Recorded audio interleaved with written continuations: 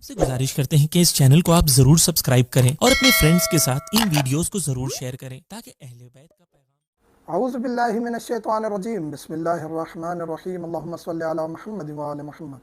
मोमिनीन कराम, एक सवाल कसरत से पूछा जाता है। हम नमाज़ पढ़ना चाहते हैं, हम जहाज़ में हैं, हम ट्रेन में हैं, बस में हैं, गाड़ी में हैं, तो अपनी नमाज अदा कर सकते हैं या नहीं, और किस तरह अदा करनी है। अगर आप गाड़ी में हैं, कार चला रहे हैं, कोई किसी गाड़ी में ड्राइविंग कर रहे हैं, तो ये ड्राइवर हजरात भी पूछते हैं कि हम अपनी पंजगाना नमाज वहीं बैठ के बावजू हैं अदा कर सकते हैं। ऐसा आप नहीं कर सकते। आप गाड़ी रोकेंगे, दुरुस्त तरीके से क़याम करेंगे, रुकू करेंगे, सजूद करेंगे, नमाज अदा करेंगे। वो लोग जो पाबंद हैं, और इसी तरह ड्राइवर हजरात जो पाबंद हैं कि आपने ये सफ़र हतमन करना है और उस दौरान कहीं भी आप नहीं रोक सकते इधर उधर, तो फिर उनके लिए क्या हुक्म है कि वहीं गाड़ी में अपनी नमाज अदा कर सकते हैं मजबूरी की सूरत में। इसी तरह वो लोग जो सफ़र कर रहे हैं गाड़ी में, ट्रेन में, जहाज़ में, तो उनके लिए भी यही ज़रूरी है कि वो बावजू होकर दुरुस्त तरीके से खड़े होकर किबला रुख होकर अपनी नमाज को अंजाम दें। ट्रेन में भी पता चलाया जा सकता है किबला किस तरफ है, जहाज़ में भी और जो होस्टेस होती है, एयर होस्टेस, उससे पता किया जा सकता है कि किबला किस तरफ है, वज़ू भी किया जा सकता है। ये तमाम चीज़ें अदा की जा सकती हैं। उसके बाद फिर हम भी जहाज़ में जो है वो जो सीटों के दरमियान जगह है, अगर हमें मुनासिब जगह मिल जाती है, खड़े होकर नमाज अदा करते हैं। कोशिश यही होती है, अगर वहाँ किबला रुख की डायरेक्शन नहीं बन रही तो फिर पीछे जहाँ एयर होस्टेस बैठी होती हैं वहाँ इतनी जगह होती है, वहाँ हम अपनी नमाज अदा करते हैं। और वैसे भी तकरीबन मुसलमान हो या गैर मुसलमान नमाज के लिए नहीं रोकते। अगर कहीं मजबूरी है, नहीं पढ़ने दे रहे आपको कि नमाज आप या मसलन कि यहाँ आप नहीं ठहर सकते, सीट पर बैठना ज़रूरी है या सीट पर रहना ज़रूरी है, तो फिर आप वहीं सीट पर आ जाएंगे, क्योंकि आपको वहाँ अदा नहीं करने दी जा रही नमाज। किबला रुख होकर आप नियत करेंगे, तकबीरतुल इहराम के बाद आप अपनी नमाज स्टार्ट कर देंगे। वहाँ आप रकू कर सकते हैं, नहीं तो आप सीट पर बैठ के रकू का इशारा करेंगे। फिर सजदे में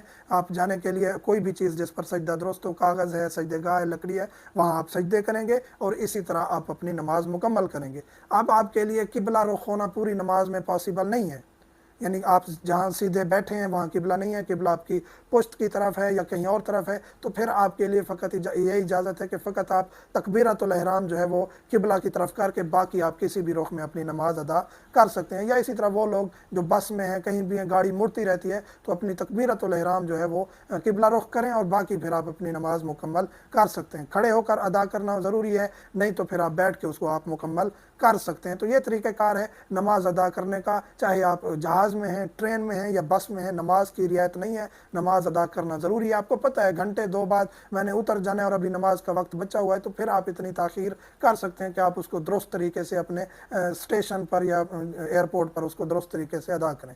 नहीं, आपके पास टाइम नहीं है, फ़्लाइट लंबी है, सफ़र लंबा है, तो वहीं नमाज अदा करना ज़रूरी है। नमाज किसी सूरत में साकित नहीं है। बावज़ू होकर वज़ू करना पॉसिबल होता है, वज़ू के साथ आप तमाम अमाल को अंजाम देंगे। खड़े होकर नहीं अदा कर सकते तो बैठ कर नमाज को अंजाम देंगे। और तरीक़ाकार वही है, किबला रुख होना ज़रूरी है। पॉसिबल नहीं है तो तकबीरतुल इहराम किबला रुख करना ज़रूरी है, उसके बाद नमाज मुकम्मल करेंगे। अब एक सवाल यहाँ पैदा होता है कि जिनको बिल्कुल पता नहीं चल रहा किबला रुख का, जो कि आजकल पॉसिबल है, हालात भी हैं, पता भी किया जा सकता है। अगर फ़र्ज़ किया बिल्कुल नहीं पता चल रहा किबला रुख का, तो जिस तरफ आपको गुमान है, ज़हन कह रहा है कि इस तरफ किबला होगा, उस तरफ आप नमाज अदा कर सकते हैं। और उलमा बाज़ ये कहते हैं कि आपको गुमान भी कहीं नहीं है, तो फिर आप चारों रुख नियत करके तकबीरतुल इहराम कह के बाकी नमाज मुकम्मल करें। अगर ये मशक्क़त का बायस है तो फिर आप किसी भी रुख में अपनी नमाज को मुकम्मल कर देंगे तो आपकी नमाज दुरुस्त है। तो ये नमाज है। उसके बाद फिर आप जहाँ भी उतर जाएँ, जिस तरह भी आपने जो नमाज अदा कर ली है इन शराइत के साथ, तो आपकी नमाज दुरुस्त है, बाद में उसकी कज़ा करना